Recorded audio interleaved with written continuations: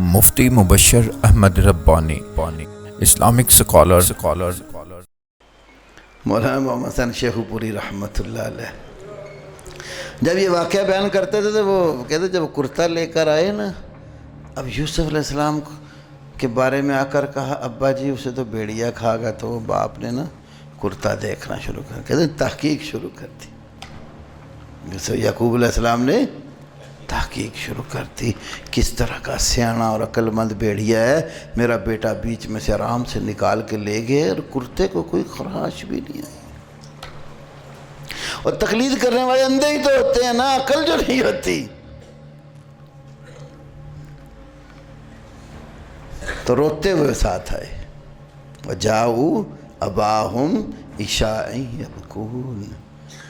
یہ بھی معلوم ہوتا ہے بعض اوقات نا قاتل جو ہوتے ہیں نا وہ ڈرامہ کر جاتے ہیں اور مقتول کا سامان بھی انہی سے ہی برآمد. یہ محرم میں آپ نے دیکھا نہیں، حضرت حسین کا گھوڑا کدھر سے نکل رہا ہے، غازی عباس کا علم کہاں سے نکل رہا ہے.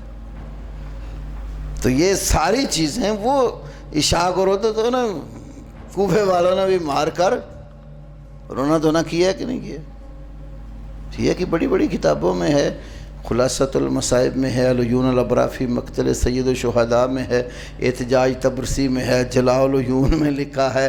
جس وقت حضرت علی زین العابدین اکیلے ہی مردوں میں سے بچے تھے نا، بیمار تھے، تو کچھ عورتیں بچی تو کربلا سے کوفہ گئے تو دیکھا کوفے بڑے رو رہے ہیں، عورتیں بھی رو رہی، مرد بھی رو رہے، کپڑے پھاڑ رہے، بال بکھیرے ہوئے ہیں، تھپڑ مار رہے ہیں چہرے پر،